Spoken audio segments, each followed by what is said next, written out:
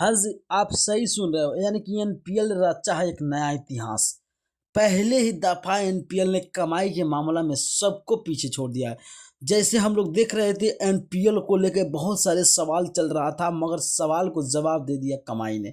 यानी कि पहले दफ़ा दर्शकों का भीड़ और देश-विदेश को दर्शक ने बहुत सारा भीड़ बनाया।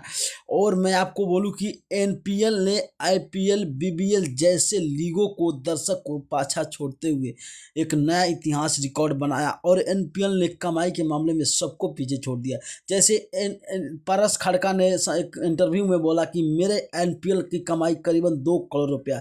जैसे आईपीएल, एबीबीएल, एलपीएल, पीपीएल, पीसीएल जैसे लीगों को पीछे छोड़ते हुए एनपीएल ने नया इतिहास रचा और कमाई के मामला में सबको पीछे छोड़ा। हाँ जी, आप सही सुन रहे हो, एक 8 दिनों की कमाई 2 करोड़, वो भी घास मैदान।